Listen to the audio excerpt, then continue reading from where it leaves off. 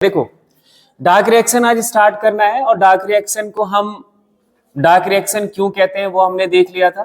क्यों कहते हैं? क्योंकि ये लाइट इंडिपेंडेंट रिएक्शन है। बायोसिंथेटिक वर्ड इसलिए इस्तेमाल करते हैं क्योंकि यहाँ पे हमारा बायोमोलिक्यूल बनता है जिसे हम बोलते क्या है? कार्बोहाइड्रेट। क्या बोलोगे? कार्बोहाइड्रेट। ठीक है। पहली बात, इसमें कार्बन डाइऑक्साइड रिड्यूस हो जाता है किसमें? शुगर में, है ना। और इसको डार्क रिएक्शन बोलते हैं, जिसका मतलब ये डार्कनेस में नहीं होता, ये इसका मतलब नहीं हुआ है ना। ये इसका मतलब ये है, this is the light independent. इसका मतलब क्या हुआ? Light independent. मतलब इसको डायरेक्ट लाइट से कोई लेना देना नहीं है, but indirectly it depends on light. ये भी याद रख लेना इसके साथ ही, but it depends on light indirectly। Directly तो नहीं डिपेंड है, इनडायरेक्टली ये लाइट पे भी डिपेंड होता है, ये ध्यान रखना। ठीक है। दूसरी थर्ड पॉइंट है, इस रिएक्शन में this process does not directly depend on the presence of light, and इसका डिपेंडेंसी किस पर है? प्रोडक्ट ऑफ लाइट पर, जिसे हमने नाम दिया था एसिमिलेटरी पावर NADPH2 और ATP। सो immediately after light reaction light become unavailable. जैसे ही आपकी लाइट चली गई, मतलब इवनिंग हुआ और सनसेट हो गया, तो बायोसिंथेटिक प्रोसेस कंटिन्यू रहता है कुछ टाइम तक। और वो कुछ टाइम क्या कहना चाह रहे हैं कि जब तक प्रोडक्ट ऑफ लाइट है, जब तक एसिमिलेटरी पावर है, एंड देन स्टॉप्स। जब वो खत्म हो गया एसिमिलेटरी पावर, देन वो अपनी डार्क रिएक्शन रुक गई। ठीक है। If then light is made available, the synthesis start again. जैसे ही सुबह फिर से हुआ, मॉर्निंग में सनराइज हुआ, लाइट प्लांट्स को मिला, लाइट रिएक्शन का प्रोडक्ट बना, फिर से डार्क रिएक्शन स्टार्ट। ठीक है। तो ड्यूरेशन ऑफ लाइट, जो हमारा रेट ऑफ फोटोसिंथेसिस है, रेट ऑफ नहीं बोलेंगे, जो हमारा ईल्ड है, प्लांट का ईल्ड, प्लांट का ग्रोथ, प्लांट का डेवलपमेंट, तो ड्यूरेशन ऑफ लाइट पर डिपेंड करता है। भाई प्लांट को सर्दियों में ड्यूरेशन ऑफ लाइट भी कम हो जाता है, इंटेंसिटी भी ठीक ठाक से नहीं मिलती है, और लाइट बहुत कम आता है, तो प्लांट का ग्रोथ देख लो बहुत कम हो जाता है। गर्मियों में पानी कम हो जाता है और लाइट बहुत टाइम मिलता है, तो ग्रोथ ठीक ठाक सा होता है, बट एक डेफिशिएंसी है तो नहीं होता। लेकिन वही रेनी सीजन में पानी भी है, टेम्परेचर भी है, और ड्यूरेशन ऑफ लाइट भी ऑप्टिमम सा होता है, तो प्लांट की ग्रोथ सबसे ज्यादा है ना। तो ये अपने सीजन में इस तरह से, इस वजह से होता है। It was of interest to scientist to find out how this reaction proceed. ये बहुत इंटरेस्टिंग था कि ये रिएक्शन कैसे चलती है। इसके लिए बहुत सारे एक्सपेरिमेंट्स करे गए, जिसमें से अपन को जो कुछ पढ़ना है वो यहां देखो, ये है, ये पूरी कहानी है जो हम यहां आगे रिएक्शंस पढ़ेंगे। कार्बन डाइऑक्साइड को किस रिड्यूस करा जाता है? शुगर में। और इसको रिड्यूस करने के अलग अलग रास्ते, अलग अलग पाथवे हैं, अलग अलग ग्रुप ऑफ प्लांट्स में। और वो रास्ते हैं, पहला C3 पाथवे, दूसरा पाथवे C4 है, and third one is the CAM pathway, CAM या कैम, जो आप बोलना चाहो, कैम पाथवे। ये तीन रास्ते हैं जिससे हमारा, ये कुछ ग्रुप ऑफ प्लांट हैं जिनमें C3 चलता है, कुछ में C4 चलता है, कुछ में कैम पाथवे चलता है। तो जिसकी सभी में यही होता है, कार्बन डाइऑक्साइड को रिड्यूस किया जाता है कार्बोहाइड्रेट में। ठीक है, इतनी बात समझ आ गई। इन सभी पाथवेज को अपन को समझना है। The carbon dioxide reduction या assimilation into glucose in all photosynthetic plant takes place by Calvin cycle। सभी में, सभी प्लांट्स में। अब एक और स्टेटमेंट ऐड कर रहे हैं कि हमने ये बोला कि कुछ प्लांट्स में C3 पाथवे चलता है, कुछ में C4, कुछ में कैम पाथवे। अब दूसरा स्टेटमेंट देखो, कंट्रोवर्शियल सा लगेगा, ध्यान से सुनना। किसी में कोई भी पाथवे क्यों ना चलता हो, सब में C3 चलता है। अभी मैंने क्या बोला कि कुछ में C3, कुछ में C4, कुछ में कैम पाथवे। है ना। लेकिन मैंने ये बाद में बोला कि सभी में C3 चलता है। C3 पाथवे इज द, एक ऐसा समझ लो कि बेसिक पाथवे है जिससे कार्बन डाइऑक्साइड को फिक्स किया जाता है ना। जैसे मान लो कि एक ऐसा यूनिट जो कंपलसरी है कार्बन डाइऑक्साइड के फिक्सेशन के लिए, and that is a C3। वो क्या है? C3 पाथवे चलेगा तब कार्बन डाइऑक्साइड फिक्स किया जाता है। कुछ प्लांट्स में इस बेसिक मेटाबॉलिक पाथवे के अलावा कुछ और मेटाबॉलिक पाथवे चलते हैं। C4 में कुछ और चलता है इन एडिशन टू C3। किसके एडिशन में? इन एडिशन टू C3। स्कैम में कुछ और ऐड हो जाता है, कुछ मेटाबॉलिक पाथवे, तो इन एडिशन टू C3। तो ये प्लांट्स अलग हो गए। कुछ प्लांट्स में सिर्फ ये बेसिक पाथवे से ही कार्बन डाइऑक्साइड को फिक्स किया जाता है, दैट इज द C3। कुछ में एडिशनल पाथवेज ऐड है, जैसे C4 का पाथवे अलग है, स्कैम का पाथवे अलग है, तो इसलिए इनको हम अलग कैटेगरीज में रख देते हैं। बात समझ आ गई डिफरेंस क्या है? C3 सब में चलने वाला है, सभी प्लांट्स में चलता है, ये यूनिवर्सल पाथवे है। In addition to C3 some additional pathways are occurs in different group of plants, and उनके बेसिस पर हम नाम दे देते हैं C4 पाथवे या फिर कैम पाथवे। जब हम ये डिटेल पे जाएंगे तब आपको ये क्लियर हो जाएगा कि कौन सा एडिशनल पाथवे इनमें ऐड होता है। ठीक है, तो पहले हमें क्या समझना होगा? C3। ठीक है, तो पहला स्टेटमेंट यही है, कार्बन डाइऑक्साइड का रिडक्शन या एसिमिलेशन ग्लूकोज में, तो जितने भी फोटोसिंथेटिक प्लांट्स हैं वो केल्विन साइकिल से ही करते हैं, as it is ultimate pathway of glucose synthesis operated in C3 and C4 plants. दोनों में ये चलता है, कैम में भी यही चलता है, वो अपन आगे देखेंगे। इन C3 pathway biosynthetic phase has only Calvin cycle. जो C3 पाथवे है उनमें सिर्फ और सिर्फ C3 पाथवे चलता है, एडिशनल कोई पाथवे नहीं है, एडिशनल मेटाबॉलिक पाथवे नहीं चलता, है ना। C4 में कुछ एडिशनल रिएक्शंस हैं, कुछ एडिशनल आपका जो रिएक्शन है वो ऐड हो जाता है बिफोर C3 पाथवे, जो बायोसिंथेटिक पाथवे जिसे हम बोल रहे हैं। तो ये आपको ध्यान रखना है, वो हम आगे अभी देखते हैं क्या होता है। पहले हम C3 पाथवे को समझ लेते हैं। C3 पाथवे को समझने के लिए एक ये वाली रिएक्शन आपके एनसीईआरटी का है, ये देख लो, ये चाप का पिक्चर, इस पे बहुत सवाल बनते हैं, इस पे इतने सवाल आप मिलेंगे, PYQ देखोगे, बहुत जेन्युइन सा ये आपका इंपॉर्टेंट टॉपिक है। इस साइक्लिक पाथवे को देखो, पहले इस साइक्लिक पाथवे का हमें साइट समझना है। तो साइट क्या है? ये स्ट्रोमा किसका? क्लोरोप्लास्ट का। किसका? क्लोरोप्लास्ट का। क्लोरोप्लास्ट का जो स्ट्रोमा है वहां हमारा ये साइक्लिक पाथवे चलता है। अब साइक्लिक मेटाबॉलिक पाथवे मुझे समझाने की जरूरत नहीं, साइक्लिक पाथवे का मतलब समझते हो। इस पूरे साइक्लिक पाथवे को हम समझने के लिए, इजिली आसानी से समझने के लिए, हम इसको 3 स्टेप में डिवाइड कर लेते हैं। पहला स्टेप कार्बोक्सिलेशन। पहला स्टेप क्या है? कार्बोक्सिलेशन। दूसरा रिडक्शन एंड तीसरा रीजनरेशन। 3 स्टेप में हमने इसको क्लासिफाई कर लिया। और इस साइक्लिक पाथवे को C3 साइकिल क्यों कहते हैं वो आप समझ लो। C3 प्लांट्स जिसमें सिर्फ और सिर्फ C3 साइकिल चलता है to fix the carbon dioxide, that plants are termed as C3 plants. बात क्लियर हो गई? जिन प्लांट्स में C3 साइकिल चलता है टू फिक्स द CO2 या to reduce for the reduction of CO2, उनको हम C3 प्लांट्स बोलेंगे। या उसी का दूसरा नाम है केल्विन साइकिल, ये उनके साइंटिस्ट की डिस्कवरी के नाम रखा गया। Occurs in stroma of chloroplast of, ये वर्ड बताने की जरूरत नहीं, मेसोफिल सेल्स, जिसमें से आपका दोनों आ जाता है, पैलिसेड और spongy parenchyma. First stable compound, जो ये साइक्लिक पाथवे चलता है जब, तो पहला जो स्टेबल कंपाउंड बनता है वो 3 कार्बन का होता है। कितने कार्बन का?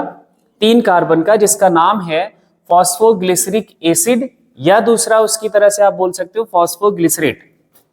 ये पहला स्टेबल कंपाउंड बनता है इस साइक्लिक मेटाबॉलिक पाथवे में, इसलिए जो कि 3 कार्बन का है। कितने कार्बन का है? 3 कार्बन का है, इसलिए इसका नाम रख दिया गया C3। बात ये भी क्लियर हो गई? ठीक है।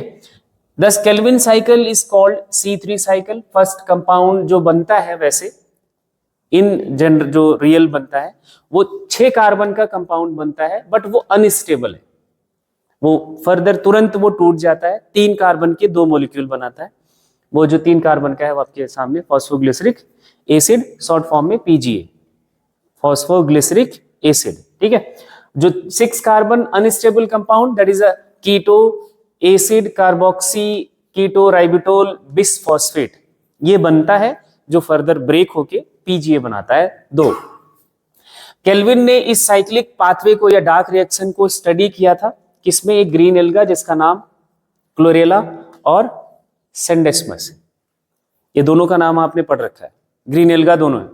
ड्यूरिंग हिज एक्सपेरिमेंट ही यूज्ड रेडियो आइसोटोप्स, कार्बन के उन्होंने रेडियो आइसोटोप्स का इस्तेमाल किया पूरे इस साइक्लिक पाथवे को समझने के लिए कि इस कंपाउंड के बाद दूसरा कौन सा बनता है, तीसरा कौन सा बनता है ना, पूरे साइकिल को समझने के लिए। एंड क्रोमेटोग्राफी यूज करा जिससे केमिकल्स को हम सेपरेट करते हैं, ठीक है। ये इनके टेक्निक था कि जिससे इन्होंने आइडेंटिफाई करे सारे जो कंपाउंड्स बनते हैं एंड पूरे साइक्लिक पाथवे को पता करने के लिए ये टेक्निक है। कौन कौन जो टेक्निक का नाम पूछा जाए तो आप क्रोमेटोग्राफी टेक्निक, और क्या इस्तेमाल करा है तो कार्बन के रेडियो आइसोटोप्स, इतनी बात याद रखना। एंड एक वर्ड ये है, ये आपके सामने एंजाइम में भी आ चुका है, रोबिस्को, है ना। इस नेचर में सबसे ज्यादा पाया जाने वाला प्रोटीन रोबिस्को, जिसका पूरा नाम याद करो, राइबोलोज 1,5 बिसफॉस्फेट कार्बोक्सिलेज ऑक्सीजनेज, ये इसका पूरा नाम है। कहीं कहीं पे आपको ये वर्ड नहीं लिखा मिलेगा, यही इतना मिलेगा, राइबोलोज 1,5 बिसफॉस्फेट कार्बोक्सिलेज, वो पूरा नाम नहीं है, वो अधूरा है। पूरा नाम क्या है? Carboxylase oxygenase. कार्बोक्सिलेज का मतलब जो कार्बोक्सिलेशन कराता है, मतलब कार्बन डाइऑक्साइड को किसी मॉलिक्यूल से जोड़ता है, that is a carboxylation. Oxygenase का मतलब होता है ऐसा एंजाइम जो ऑक्सीडेशन करा सके। ऑक्सीडेशन का मतलब समझते होगे, आई थिंक सबको क्लियर है ना। रिमूवल ऑफ हाइड्रोजन या ऑक्सीजन, या आप इलेक्ट्रॉन के रिस्पेक्ट में जैसा भी बोलना चाहो बोल सकते हो। तो ये एंजाइम की प्रॉपर्टी दोनों होती है, कार्बन डाइऑक्साइड को भी ऐड करता है और ऑक्सीजनेज का भी तरह काम करता है, ऑक्सीडेशन का भी काम करवा सकता है। वो कंडीशन है, वो आगे हम बात करेंगे, ठीक है। Is main enzyme in C3 cycle, ये पहला मेन एंजाइम है, फर्स्ट एंजाइम है जो बहुत जरूरी है C3 साइकिल के लिए। अब ये रोबिस्को का करता क्या है, ये स्ट्रोमा में प्रेजेंट है। कहां पे प्रेजेंट है? स्ट्रोमा ऑफ द क्लोरोप्लास्ट में प्रेजेंट होता है। RuBisCO is the most abundant enzyme and protein on earth, ये रिपीटेड स्टेटमेंट है ना। फॉर ईज ऑफ अंडरस्टैंडिंग, आपको आसानी से समझ आए इसलिए हम केल्विन साइकिल को डिस्क्राइब करते हैं 3 स्टेजेस में, और वो तीनों स्टेजेस ये हैं। कौन कौन सा? कार्बोक्सिलेशन, रिडक्शन और रीजनरेशन।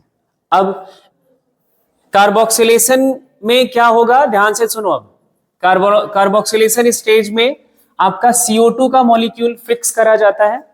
किस प्राइमरी जो इसका एक्सेप्टर है केल्विन साइकिल का या C3 साइकिल का, दैट इज द RUBP। क्या? RUBP, that is the primary acceptor of CO2। CO2 को जो आपका एटमॉस्फेयर से आता है, तो इसको स्ट्रोमा में ये मॉलिक्यूल रहता है, रीजनरेशन स्टेप से हर साइकिल में ये बना दिया जाता है वापस। तो ये इसको पहली बार आता है रिसीव करने, जो कि ऑलरेडी 5 कार्बन का एक कंपाउंड है, और फिर ये दोनों मिलकर एक 6 कार्बन अनस्टेबल कंपाउंड बनाते हैं, ठीक है। कैसा है ये कंपाउंड? अनस्टेबल है, जो फर्दर 3 कार्बन 3 PGA में, जो कि 3 कार्बन का मॉलिक्यूल होता है, इसमें टूट जाता है और इसके बनते हैं 2 मॉलिक्यूल। ये आपके पहले स्टेप में चलता है रिएक्शन कार्बोक्सिलेशन में। इतनी बात क्लियर हो गई। अब इस स्टेप को कैटालाइज करता है रोबिस्को एंजाइम। कौन कैटालाइज करता है? रोबिस्को एंजाइम, ठीक है। इस रोबिस्को की थोड़ी सी एक यूनिकनेस है, वो आपको समझ लेना है। ये कार्बोक्सिलेशन कराता है, कार्बन डाइऑक्साइड को ऐड करता है, एक तो इसकी प्रॉपर्टी ये है। इसके साथ साथ ही हाई इंटेंसिटी ऑफ लाइट, जब इंटेंसिटी ऑफ लाइट तेज हो जाती, हाई हो जाती है, then it act as a oxygenase. ये किसकी तरह काम करने लगता है? ऑक्सीजनेज की तरह काम करने लगता है। जो आपका ग्लूकोज है उसी को ऑक्सीडाइज कराने लगता है। इसको बोलते हैं फोटो रेस्पिरेशन। क्या बोलते हैं? रेस्पिरेशन में क्या पढ़ते हैं? ब्रेकडाउन ऑफ ग्लूकोज या oxidation of glucose, that is a respiration. अभी हम आगे पढ़ेंगे भी। अब यहां पे लाइट इंटेंसिटी या लाइट की वजह से जब ग्लूकोज का ब्रेकडाउन हो, जो बनाने वाला है, ग्लूकोज प्लांट बनाने वाला है, वहीं में यही एंजाइम रूबिस्को है ना, ग्लूकोज को खत्म करने लगता है, ऑक्सीडाइज कराने लगता है। तब इसको बोल देते हैं रेस्पिरेशन है, बट लाइट की वजह से हो रहा है तो फोटो रेस्पिरेशन। अब आप सोचो, photosynthesis and photo respiration both are the antagonistic to each other, एक दूसरे के जस्ट उल्टा है। फोटोसिंथेसिस में ग्लूकोज बनता है, ग्लूकोज का मॉलिक्यूल बनता है, और वहीं फोटो रेस्पिरेशन शुरू हो गया तो ग्लूकोज ब्रेक डाउन होने लगता है। मतलब जो ईल्ड है प्लांट की वो कम होने लगती है। भाई फोटोसिंथेसिस से क्या बनेगा? उसका ग्लूकोज ईल्ड तो उसी पर डिपेंड होगी, जितना रेट ऑफ फोटोसिंथेसिस जितना बढ़िया होगा उतना ज्यादा वो ईल्ड बनाएगा, उतना ज्यादा वो फूड स्टोर करेगा। जितना ज्यादा फूड स्टोर करा उतना आपके लिए ईल्ड बढ़िया मिलने वाला है। अगर ईल्ड कम हो जाए, रेट ऑफ फोटोसिंथेसिस कम हो जाए तो हमारे लिए अच्छा नहीं है। And photo respiration is the evil. Step देखो, रिडक्शन में क्या होगा? ये एक सीरीज ऑफ रिएक्शन है जो हम अभी डायग्राम में देखेंगे। तो एक दो स्टेप लिखा हुआ है, सारे स्टेप्स नहीं लिखे हुए हैं, हम आपको पढ़ना भी नहीं है, जिससे आपका ग्लूकोज का मॉलिक्यूल बनता है ना। अब इस रिडक्शन के स्टेज में अब देखो, आपका कार्बोक्सिलेशन में दो मॉलिक्यूल पीजीए के बन गए। एक पीजीए को रिड्यूस करने के लिए एक एटीपी एक एनएडीपीएच खर्च होता है, ठीक है।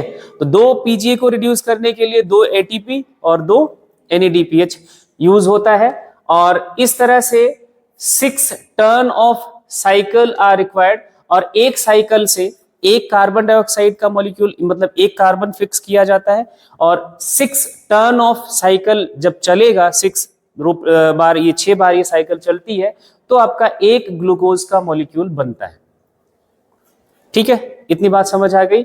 और इसी में लास्ट स्टेप जो है रीजनरेशन, जो आपका CO2 का प्राइमरी एक्सेप्टर है, जिसे हम RUBP बोलते हैं, ये फिर से साइकिल में बना दिया जाता है, क्योंकि साइक्लिक पाथवे है तो प्राइमरी एक्सेप्टर फिर से रीजनरेट करना पड़ेगा। अगर RUBP नहीं बनाया तो साइक्लिक पाथवे नहीं हो जाएगा, वो स्ट्रेट पाथवे हो जाएगा, ठीक है, जिससे वो हमारी साइकिल कंटिन्यू होती रहे। And regeneration steps also required one molecule of ATP for phosphorylation of to form RUBP।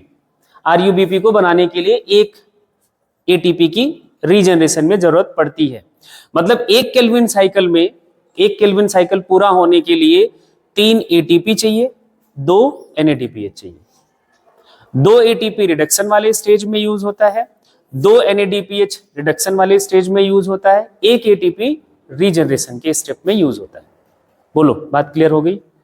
चलो, अब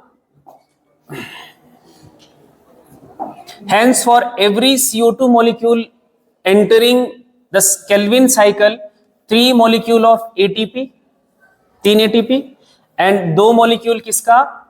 NADPH का रिक्वायर्ड होता है। It is probably to meet this difference in number of ATP and NADPH used in the dark reaction that the cyclic phosphorylation takes place। ये किसके बराबर है? जो आपका साइक्लिक फॉस्फोराइलेशन है, याद करो, साइक्लिक फॉस्फोराइलेशन उसी के बराबर होता है, उतना ही यूज होता है। और जो एनर्जी नॉन साइक्लिक में एनर्जी बनता ही कहाँ है ना, तो और एनर्जी की जरूरत नहीं, मतलब जो फोटोसिंथेसिस चलना है उतना एनर्जी लाइट रिएक्शन में बन जाता है। अब इस साइकिल को अब ध्यान से देखना, अब आपको स्टेप्स समझ आने वाले हैं। पहला क्या लिखा है, इनपुट 3 CO2 एंटरिंग 1 पर साइकिल। एक साइकिल में 1 CO2 एंटर करता है, ठीक है। और उसके बाद आपका चलता है कार्बन डाइऑक्साइड कार्बोक्सिलेशन, जो आपका ये RUBP रीजनरेशन से बना है, रुबिस्को की प्रेजेंस में कन्वर्ट हो जाता है एक 6 कार्बन का अनस्टेबल कंपाउंड, जो फर्दर टूट जाता है किसमें, 3 कार्बन के 2 मॉलिक्यूल में, है ना। तो एक ग्लूकोज बनाने के लिए, ठीक है कोई बात नहीं, ठीक लिखा है। यहां इनपुट लिया है 3 CO2 का, कितना, 3 CO2 के इनपुट के लिए तो 6 ATP लगेगा, 6 CO2 इनपुट के लिए 12 ATP लगेगा। इनपुट जितना मॉलिक्यूल CO2 का आप कराओगे उसका जस्ट डबल। बात समझ आ गई?